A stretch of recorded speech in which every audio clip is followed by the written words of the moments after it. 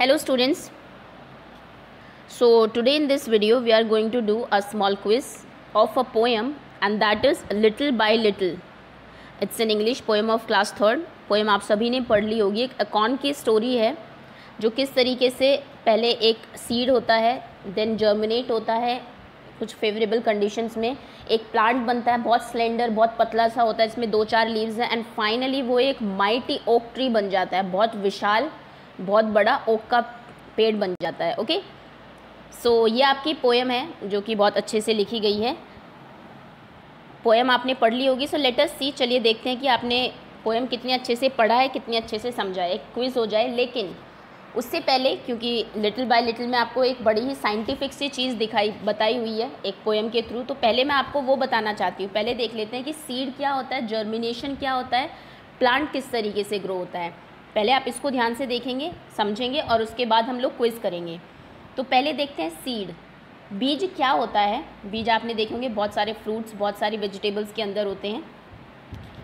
तो seed are much like babies of the plant. Plant के जो बेबीज़ होते हैं उनकी तरह सीड को आप ले सकते हैं. Seeds contain the embryo of the plant with necessary food and an outer coating for protection. Seed पे बाहर एक कोटिंग होती है प्रोटेक्शन के लिए. जैसे आपने मैंगो का सीड देखा होगा, आम का बीज देखा है, गुठली जिसको आप बोलते हैं, उसमें चारों तरफ एक प्रोटेक्शन सा होता है, लेकिन आप उसको तोड़ेंगे तो बीच में से बहुत सारी चीज़ें निकलेगी. वो क्या होता है, वो प्लांट का फूड होता है. नेसेसरी फूड सभी जो चीज़ें होती है वो सीड के अंदर स्टोर होता है, जो भी उसको प्लांट बनने के लिए जिस भी चीज़ों की ज़रूरत होगी.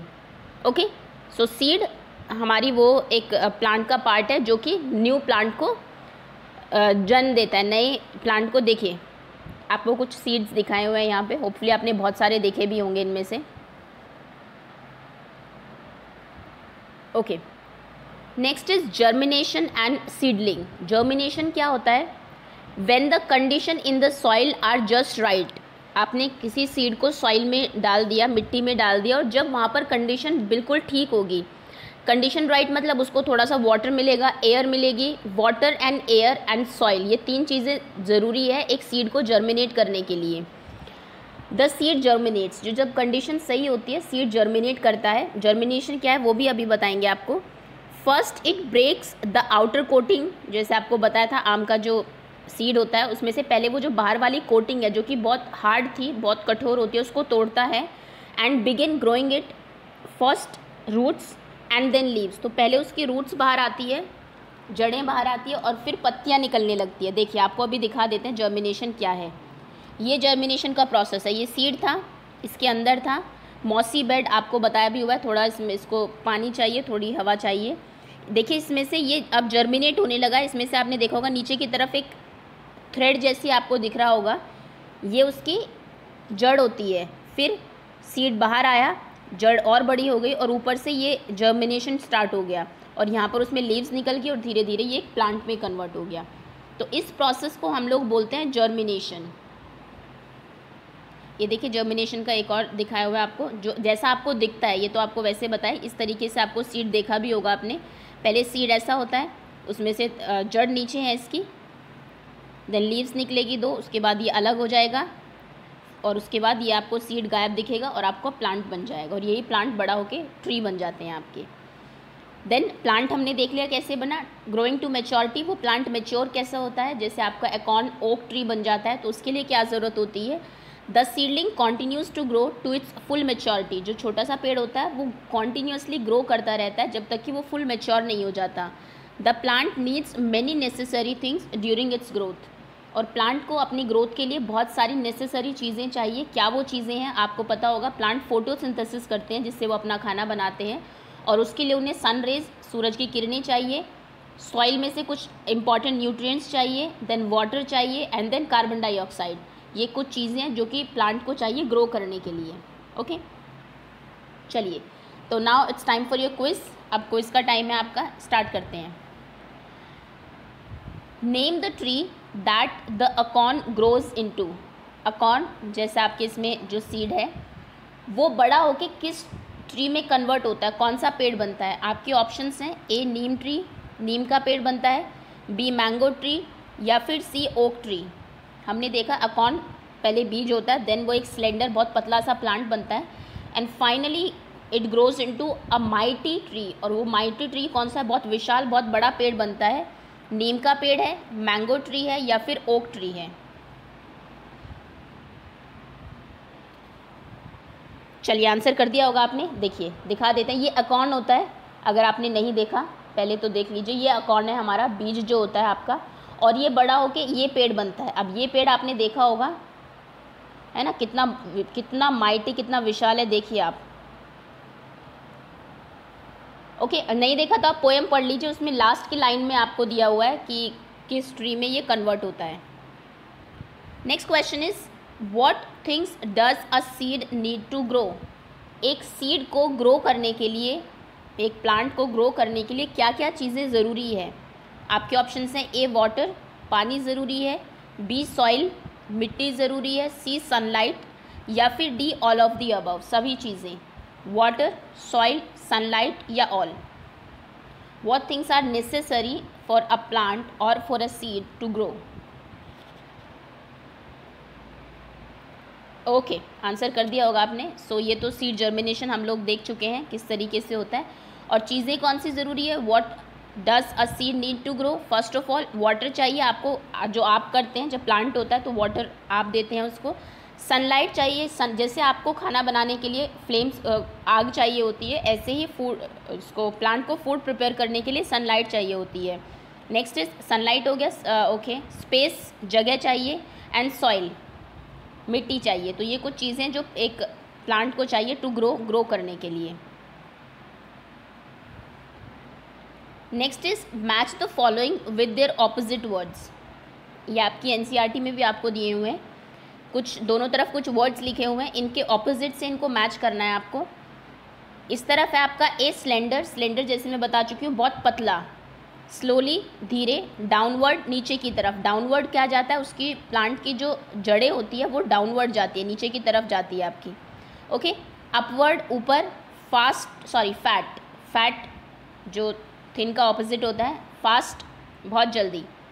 तो बताइए ऑपोजिट्स आप ऐसे करेंगे, आंसर 3, देन ए के साथ जो भी मैच होगा उसके सामने लिखेंगे 1, 2 या फिर 3। बी, सपोज करिए स्लोली का फास्ट होता है, वैसे मुझे नहीं पता स्लोली का क्या होता है, तो आप लिखेंगे B3।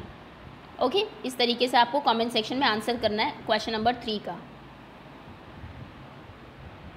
चलिए आंसर कर दिया होगा आपने, let's move ahead. Next is what is the national tree of India? अब ट्री की बात हुई है पोएम में, तो बाकी जो चीज़ें रिलेटेड टू ट्रीज उनको भी कर लेते हैं। तो नेशनल ट्री, हमारा राष्ट्रीय पेड़ कौन सा है इंडिया का? आपके ऑप्शंस हैं, ए मैंगो, बी बैनियन, या फिर C oak. Which of these is national tree of India? ये सब आपको पता होने चाहिए, सेकेंड क्लास से ही आपको बता दी जाते हैं। National tree, national bird, national aquatic animal, national animal, okay, national fruit जो भी है। सो नेशनल ट्री बताइए, मैंगो, बैनियन, ओक।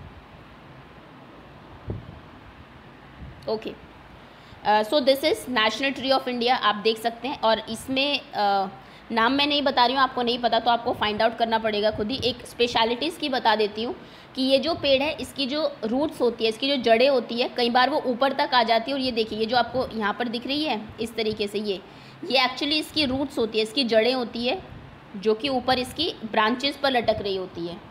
अब ये कौन सा ट्री है ये आपको पता होना चाहिए। ओके, ये देखिए इस तरीके से।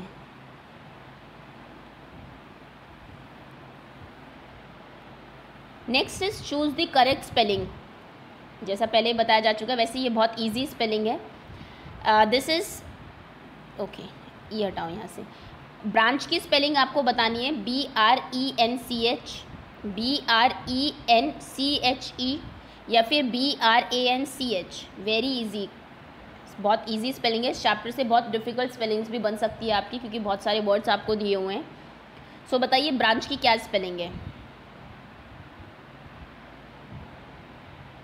ओके, पता होगा आपको। Next question is make new word by using prefix un. आपको कुछ यहाँ पर 3 वर्ड दिए हुए हैं, इसके आगे अन लगा के आपको एक नया वर्ड बनाना है। जैसे हैप्पी, हैप्पी के आगे आप अन लगाएंगे। आपको एक चीज़ बता देती हूँ, कई बार प्रीफिक्स लगाने से, प्रीफिक्स होते हैं वर्ड के आगे जो लगते हैं, हमारे जो वर्ड्स हैं वो उनके ऑपोजिट बन जाते हैं। जैसे एक वर्ड लिखते हैं श्योर। श्योर मतलब किसी चीज़ के बारे में आप श्योर है कि ये होने वाला है। अगर मैं इसके आगे अन लगा दूँ तो ये हो जाएगा अनश्योर, और ये ऑपोजिट बन जाएगा आपका श्योर का। श्योर मतलब मैं श्योर हूँ कि मैं पास हो जाऊँगा, बट अगर आप श्योर नहीं हो किसी चीज़ के लिए तो आप उसे कहेंगे अनश्योर। ऐसे यहाँ पे आपको 3 वर्ड्स दिए हुए हैं, इनके आगे आपको अन लगा के इनको ऑपोजिट बनाना है। जैसे हैप्पी, हैप्पी के आगे अन लगा के अन प्लस हैप्पी आप न्यू वर्ड बनाएंगे, क्या बनेगा? Next is well, un plus well, और ये आपको लर्न भी करने हैं। ये ऑपोजिट वर्ड्स बनते हैं इस तरीके से हमारे। लकी, अन प्लस लकी, जो 3 वर्ड्स दिए हुए इनके आगे अन लगाना है आपको और ऑपोजिट्स बनाने हैं इनके। ये आप कमेंट सेक्शन में तीनों वर्ड्स लिख के बताएंगे फिर।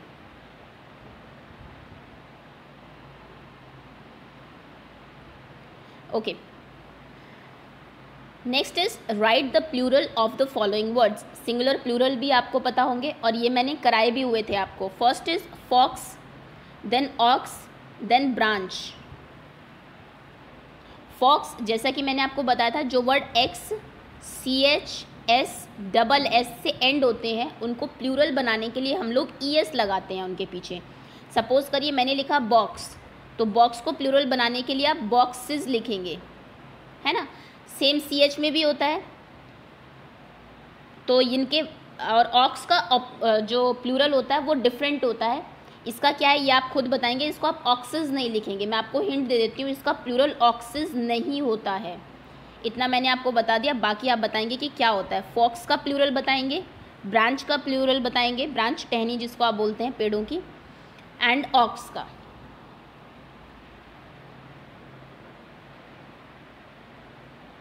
Okay, next is make new word by using suffix ly।